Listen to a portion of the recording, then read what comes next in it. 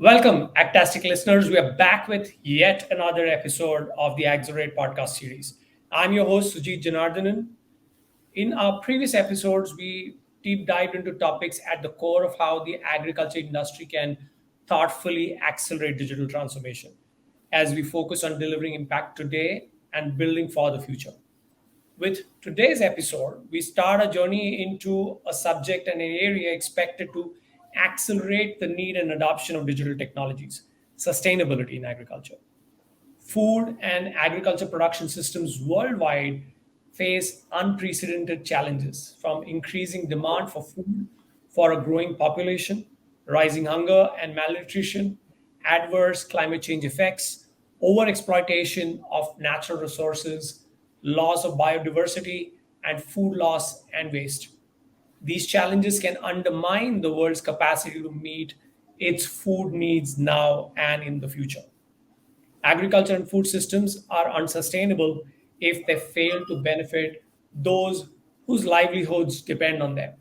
And these systems rely on outdated methodologies and technologies. Adopting new technologies and integrating them into every step of the agri-value chain can transform agriculture into a sustainable industry. And we must embrace such technologies, practices, and policies promoting environmental stewardship, social equity, and economic viability. Explore how technology acts as a catalyst in driving sustainable agriculture practices, promoting efficiency, reducing environmental impacts, and fostering resilience. We shall touch upon these and various other aspects of sustainability, including ecological, economic, and social dimensions, and assess the role of technology in addressing these challenges. And to kickstart this series of conversations focused on sustainability in agriculture, I have with me today Dr. Praveen Pankaj, who is a sustainable farming practitioner himself and also leads the AI Labs team at Cruppet, helping us build solutions that can help customers in the agriculture ecosystem. Welcome, Praveen. Super excited to have this conversation, something that I'm looking forward to learn a lot from too.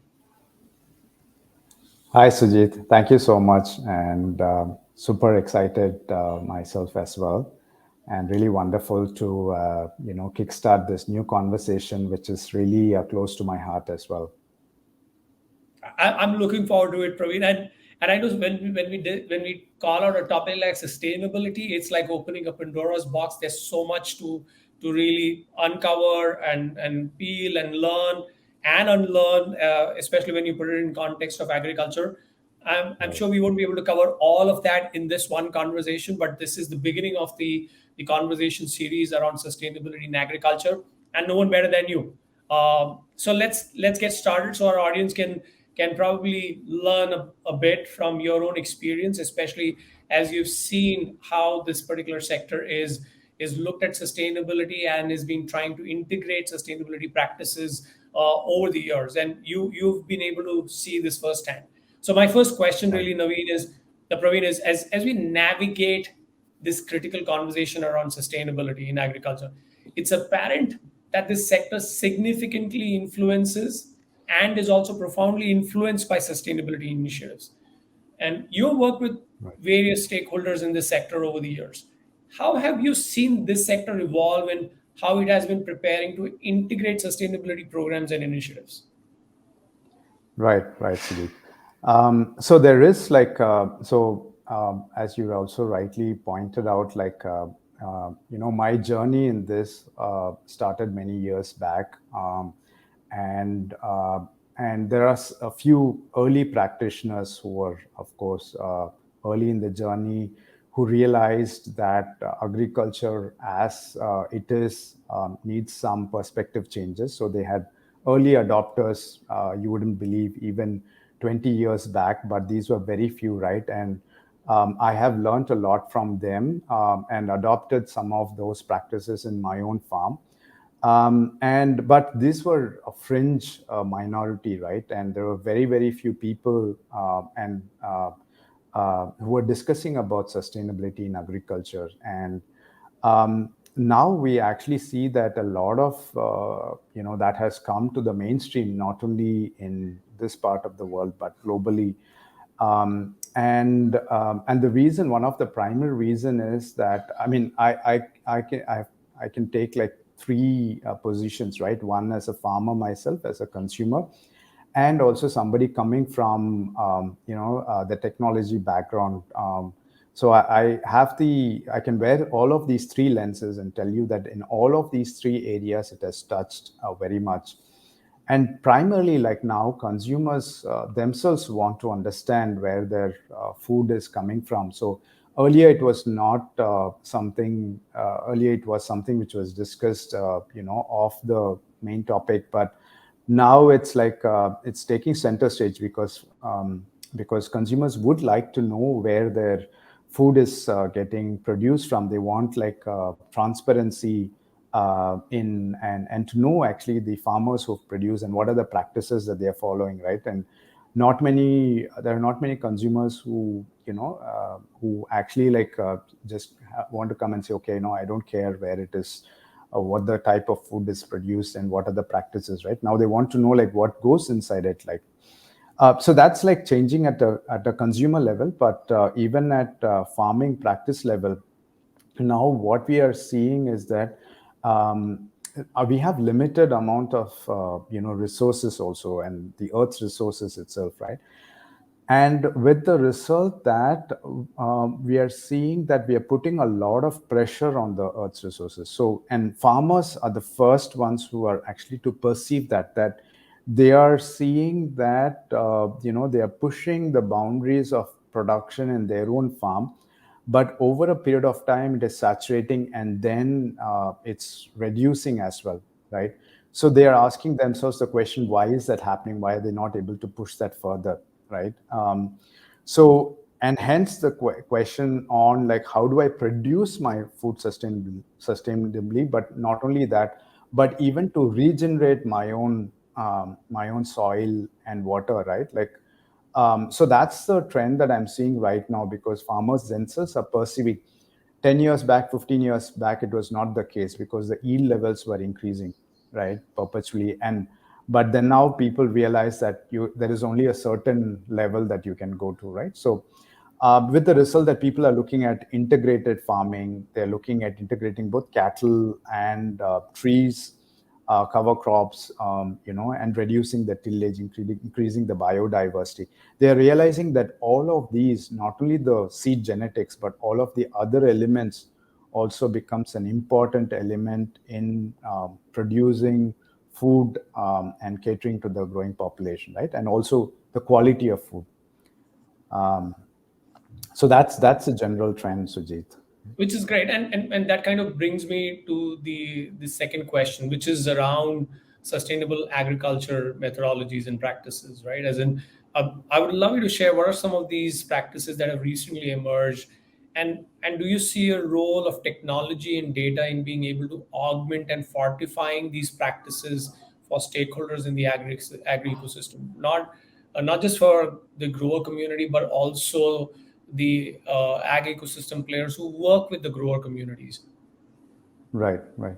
So Sujit, so one of the thing which is kind of like emerging also is that which we have also seen is that farmers are even in the global north, right? They are finding that when they are tilling the soil and when they are applying machinery, it is actually compacting the soil. So they're looking at ways in which to reduce the tillage, and hence reducing also the amount of soil erosion that is happening. So that's one, how to minimize the tilling and still not impacting on the production, right? Not only the current production but future production also. So tillage, minimum tillage is something that I see emerging everywhere, and especially when people who are interested in soil conservation, right? The other thing that is emerging, as I mentioned, is also not only looking at monocrops, but adding more crops. Now, this is one thing that we found in certain regions. So, with our field visits, we found that certain farmers had in 2018 had experienced flooding, and so their soil had been heavily degraded. So certain crops, were favorable to to grow in the degraded soil, but certain other crops were could not be grown. When they were using mixed cropping, like they could actually see also that there is not a dependency on one single crop. So and when there are price fluctuations in the market also, they could depend on other crops as well, right? Like, and so that also has a good implication not only for the farmer but also on the environment. So when we do this kind of like multi-cropping, right? The presence of multiple crops also ensures that the soil nutrients. One crop kind of like helps in fixing the soil nitrogen, and while and the crop rotation and everything, right? Crop rotation is popular, but even having like accompanying plants which can help with the growth of one plant, right? And also future, till putting that back into the soil and pushing back the nutrients. So these are things which are kind of emerging along with a lot of agroforestry use cases, where farmers have now, like, began to invest in planting trees. So they are looking at long terms as well, right? um, and the tree leaves, the residue and everything could be pushed back into the soil. So you're also sequestering the soil, the atmospheric carbon back into the soil. So that's these are trends, and like, and more farmers are reducing. They're just not. They're pushing back the residue also back into the soil so that the soil can regenerate, right? So soil, there is a lot of conversation centrally around soil as well, and the need to augment the health of the soil. And coming back to your second question on data itself, like, in that, like, there is obviously, like, as we speak, there is enormous improvement in data capture itself, data acquisition.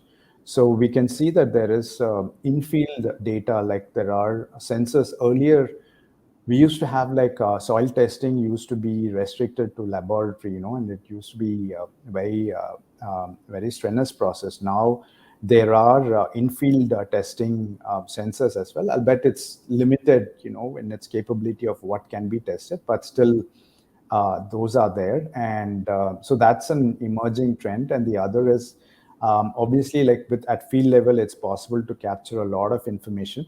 But even at at higher altitudes, right? Like drones, and we are seeing a lot of utilization of drones for collective farmers, and satellite images. It's improving in its resolution and the kind of modality we are seeing. We are seeing lidar imaging, we are seeing hyperspectral coming in. Even multispectral and optical data, it's becoming coming at a higher resolution and higher spectral and spatial resolution, right? And temporal frequency, multiple Right. temporal frequency. So these are wonderful emerging areas. Which is great. And I wanted to probably double click on how both this access to technology and the ability to be able to aggregate and collect data from the field can truly help in the pursuit of sustainable agriculture.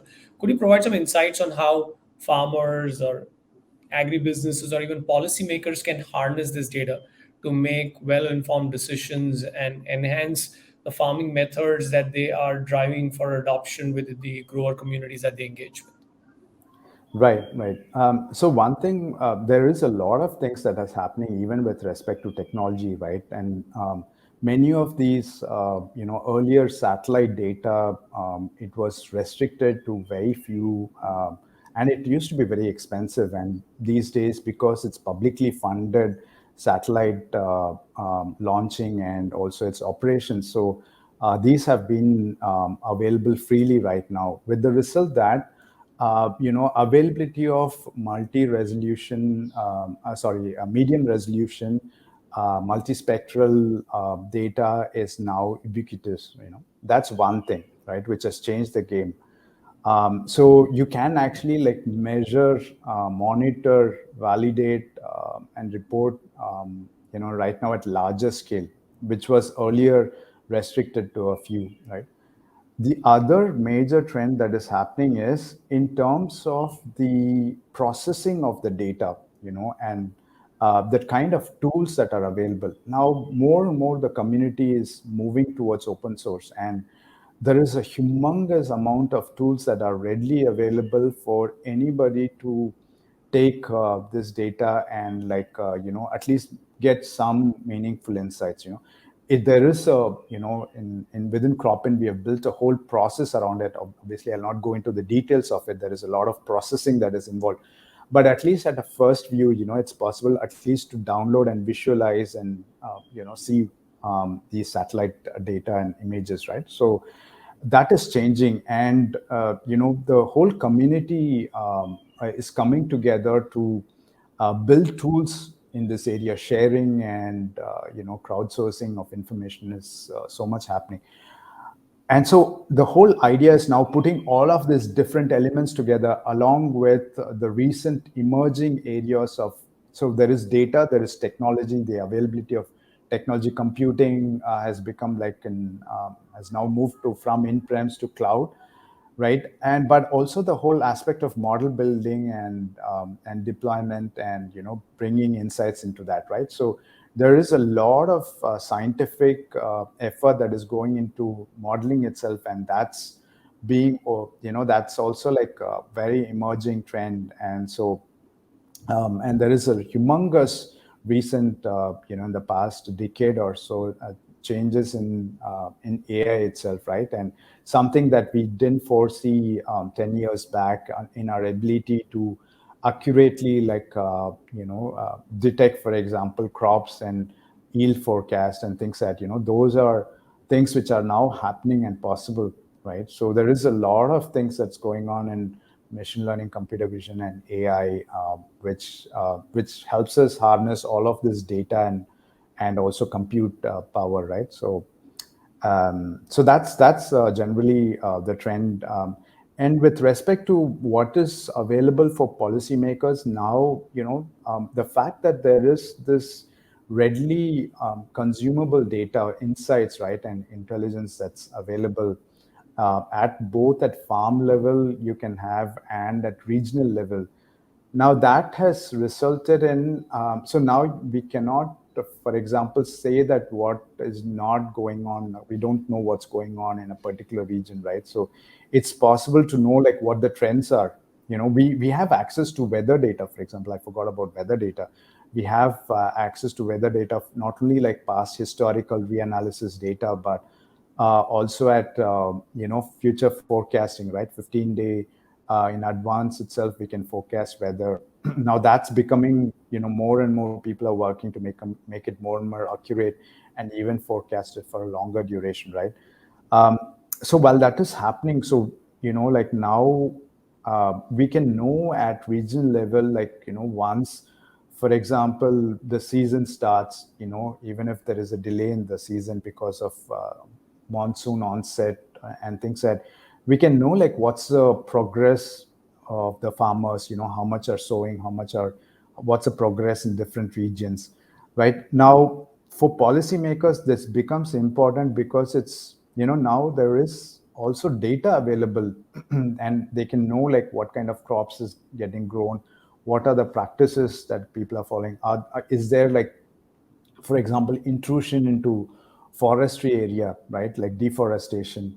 Right. And these are things which can be monitored, which means that policymakers can now also incentivize farmers.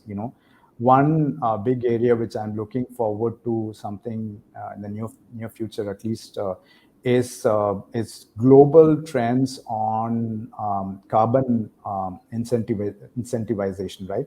So earlier we used to incentivize farmers on yield and produce, but that is changing, and now we have to incentivize farmers not only on the final produce but also the way that they are growing, right?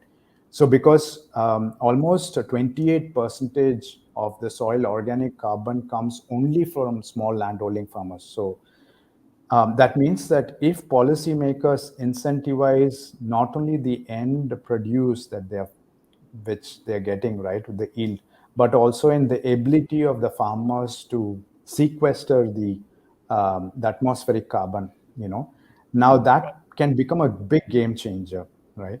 Absolutely. Um, yeah, Oh, oh. And those are pretty interesting insights, Praveen. And that kind of also brings me to refer to a recent article that you published on how climate smart agriculture can help us tackle global food insecurity. And right, in that article, you actually emphasize that efforts to promote sustainability and climate resilience would be incomplete without incorporating smallholder farmers into the right. overall framework and mechanism. Could you provide some insight for ecosystem players who interact with these smallholder farmers at scale on how they can ascertain and facilitate the adoption of sustainable farming practices amongst these farmers? Right, right. So there is a lot of room to play there actually. On so my main take on that is one of the heroes of climate change and environment truly is the small landholding farmers, and I think it's really underestimated how much they are contributing. For example, I talked about soil organic carbons. I'm sorry, atmospheric carbon sequestration, right?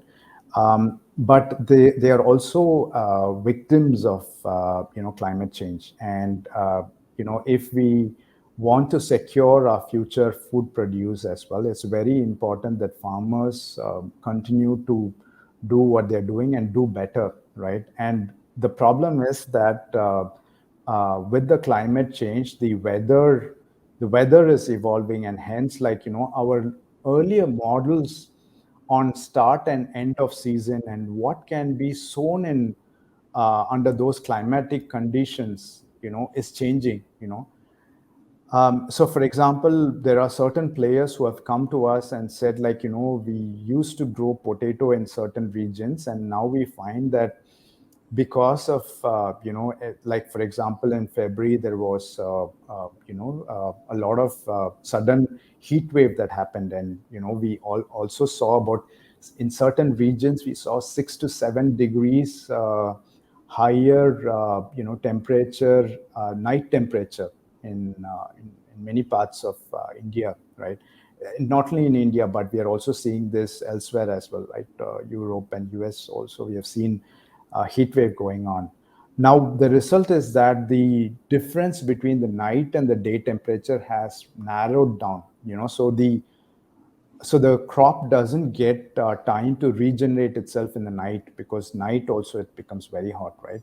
Um, so with the result that we saw that potato farmers had like heat related necrosis, so they could get the yield, but the yield produced, the quality was lower. So this we have not only seen with potato farmers, but also with wheat, during certain stages of the wheat when there is heat wave. Now we have seen that also. Now the question is, first of all, in those regions, maybe there might be a case to move to other crops, right? Because if that trend continues, then you cannot grow that crop anymore. So, what are the crops that can be grown in that region, considering the fact that there is new climatic conditions, right? So that is something that we can monitor, right? We can monitor weather anomalies, right? Climatic anomalies. So that's something that we can actually also recommend for farmers, right?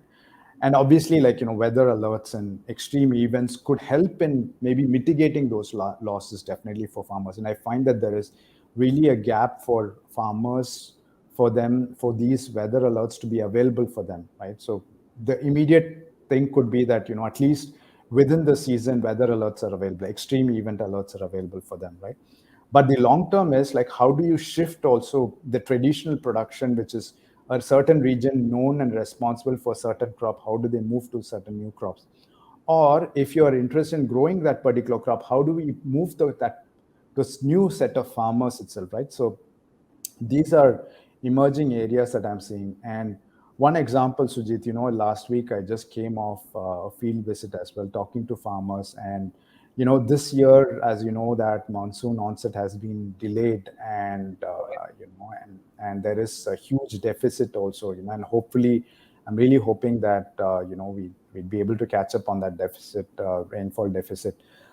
But now, like for example, there is a huge difference gap between the winter, the harvest of the winter crop or the summer crop and the start of the rainy season, right? So earlier, there in certain time, certain seasons, we have seen that it's very short. Also, it's not that it's elongated. This time it's elongated, but last year, for example, between um, the monsoon and the winter crop, it was shortened, so farmers had to quickly prepare their field.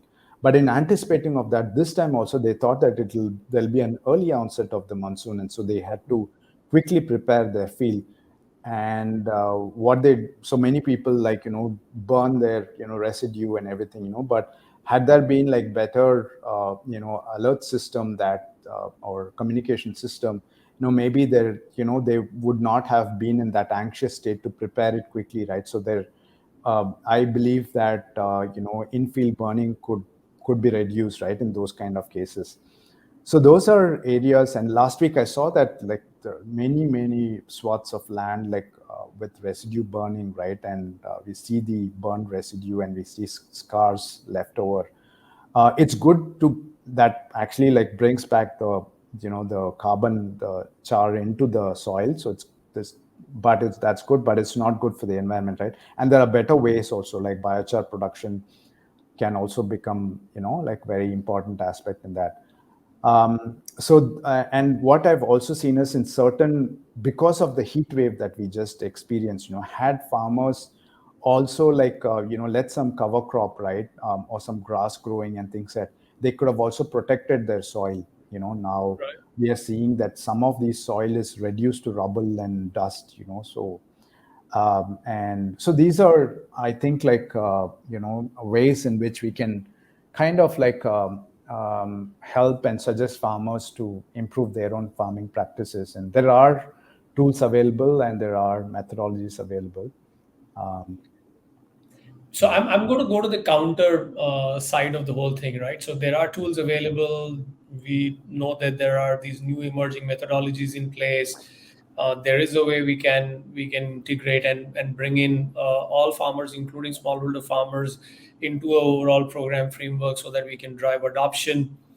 Right. But could you share, based on all the interactions that you have with researchers and agribusinesses across the globe, what are some of the main obstacles in the agriculture ecosystem being able to really truly make this mainstream, and ensuring that this becomes a way of life rather than still experiments and programs that are running on the fringe to be able to truly drive sustainable farming and helping us build food sustainably? Right.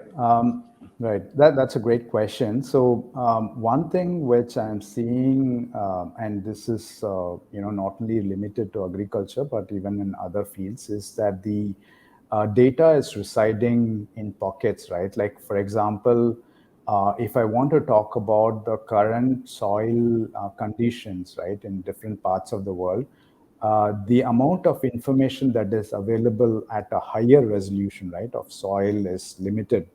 Now, I mentioned about how some of the new modalities of imaging, of satellite imaging, could help, overcome that, right? So there is definitely a growing need, and which we are also, Cropin, which we are part of also, is on maintaining a centralized system of whole global soil health and soil information, right? So soil becomes a very critical piece in this whole discussion, right? And that has to be, it should not be static. Certain of these are static, right? The static data, but you can imagine that soil is changing all the time, right? And so that means that we have to have, like, up-to-date data in all of these areas. So that's something which I can see that, and this is not restricted with respect to soil alone, but even with respect to any data that we can get in certain regions in the global south. We can see that even crop related, what are the crops that are growing that are endemic to that region, what farmers are doing, even traditional practices, right? Like, they are not very well documented and everything. So there is definitely a need to bring all of that centrally, and it's lying in pockets. So there is a centralized way in which it has to be brought. So one way in which we are looking at it is, can we actually, and all of this data is present out there, right? We are looking within in Cropin to integrate all of this knowledge, like traditional knowledge, right? And it's largely getting missed out, right? And there is a reason why the traditional knowledge has, has favored a certain kind of practices. So, and combine that with the recent trends, right? You're actually looking at an entire system of knowledge base. So we're building that. How do we take all of this data and build that knowledge, which can actually be a huge storehouse of information, which from across the globe anyone can query and get that, right? So that centralized knowledge is largely missing, in my opinion, for the time being, because it's located um, in different pockets, apart from the data. But data is like satellite data, like input data, all of that can be accumulated. And as we speak also, this knowledge should also be updated, like I said, as the climate and weather is changing. I think there is a growing need to update our information on what can and what cannot be grown in a particular region. What are the start and end seasons? So it's like changing that. That's also emerging, right? So those are areas in which like we can, I think there is a lot to do there in building knowledge, a storehouse of knowledge. And so the recent trends in foundation models and everything is also gearing up towards that, right? How do we now certain, if you look at language foundation models, it's still restricted to training on certain kind of data. Now imagine that if we are able to centrally build a repository of data and knowledge, and then use some of these foundation models to train on those data. Right now we are actually looking at getting any kind of information that's possible. So that's actually something which I'm looking forward to. So there is definitely a gap, but there is a way to address that also, right? And Great, and that brings me to my last question in this conversation, Praveen, and primarily because this is also an area that Cropin's really spending a lot of time and effort to really solve, and this is to do with what are some of the trends that you see unfolding as technology becomes a key enabler for sustainability programs in agriculture? Do you see adoption of technologies like remote sensing based AI/ML solutions becoming mainstream? Or do you see there are other kinds of technologies that will come to play to be able to enable sustainability in the sector? right, right. That's a great question, and there are a few things which are actually like emerging, right? So I can talk about, for example, in terms of scale. Now, what I've seen, Sujit, is that there is definitely like more need for recent like in-field sensors, right? The kind of sensing that we are looking at, which we need also. So that establishes the baseline, like, and obviously, like it's going to become ubiquitous and usable, and not restricted to a few. So that even like farmers around the world can just go and collect data, right? Soil samples and things that. So that's something that is going to change. And while that information is while it is important, it's difficult to look at that from a large scale, right? Like, so if you want to scale it up, then satellite imaging helps in that area, right? So the resolutions of, as I mentioned, the spatial, temporal, and spectral resolutions are becoming finer. And there are more and more different modalities of imaging that are emerging. And I foresee that so data becoming more and more available, right, and at higher frequency and higher resolution. But apart from that, what we also see, so definitely in terms of scale, remote sensing is here to stay, right? Like, and it's only going to become precise. But what I also see in terms of AI is that earlier, we were talking in terms of task-based understanding based on these data, right? Like given a particular task, trying to identify like what build models based on that task that we are trying to solve. Now we are trying to more build general systems, right? Like we are not there yet, but trying to understand the world of agricultural data and also other forms of data that's coming in, integrate them together, right? Like it's not these different elements that are coming independently, but bringing that holistically together, and then now trying to understand the universe that it is trying to represent, right? Like so representation learning is something that is that's emerging, and from that is like towards we are going more and more towards integrating this and general intelligence also, right?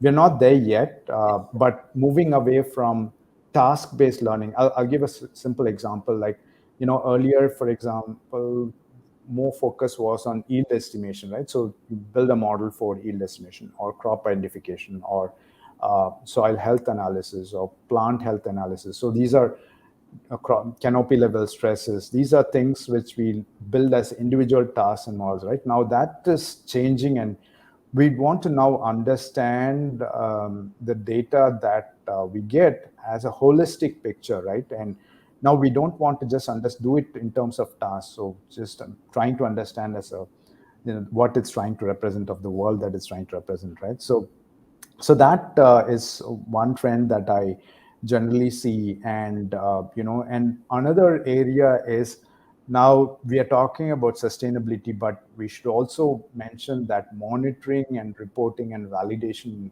and becomes a very primordial element, right, of all of this. How do we like monitor them, right?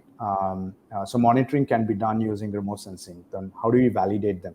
So one trend which is happening is, earlier all of that used to be restricted to field audits. Like now there are standards being established, and and it's very difficult to scale some of these standards because they are even these nature-based solutions for and validation, some of these standards, right? It's still at field audit level. Right. Now, really, there is a huge potential for remote sensing and AI to kind of like be a game changer in these standardization, right? And that is an emerging area, which is also like where all of these different stakeholders, government, be it enterprise, who are working with farmers, or governments or development agencies or any other bodies, right? Now they can actually like tap into this standard and then monitor and incentivize farmers in using that, right? So that is an emerging area which I'm really looking forward to, where we have more and more standards based on remote sensing and satellite imaging, right? And AI based tools, right? So Awesome. right. Yeah. Awesome, bro. And super excited to hear about some of those emerging areas. And I'm sure as we keep on pushing the edge of possibilities, we will bring more and more of these mainstream. And I'm sure the ecosystem as a whole globally will find a better way to manage our efforts in terms of growing sustainably within this particular sector. With that, everyone, we come to the end of this conversation with Dr. Pankajakshan. It has been an interesting one, as in if you kept abreast of this conversation right from the beginning. We started off with how Praveen saw the evolution of sustainability practices, right from it being in the fringe, followed by a few, to it becoming mainstream, both as a conversation and also in terms of efforts to drive adoption around sustainability, both sustainable practices and being able to monitor and manage them. We also touched upon the fact the aspects of how technology and availability of data, both from ground truth as well as from remote sensing sources, is making it possible for us to have a lot more information to make better decisions. He also touched upon the criticality of being able to bring in smallholder farmers, in fact, the entire growing community, as key stakeholders, because at the end of the day, they are the real flag bearers on the field, helping us ensure that we are able to both adapt and adopt sustainable practices, but also help them do this in a more sustainable fashion so that they can continue to build sustainable livelihoods. And last but not the least, we dived into areas that could be blockers in being able to adopt sustainable practices and driving these programs, and emerging trends around technologies that will truly enable this effort that the sector is undertaking. With that, I would love to say thank you for joining us in this particular episode. This is just the beginning of this whole series around sustainability. So continue to stay tuned to our Accelerate podcast series and watch out for the next episodes that will continue around this particular area and deep dive further with other industry practitioners and experts. Thank you. Thank you, Sujit. Wonderful to be here.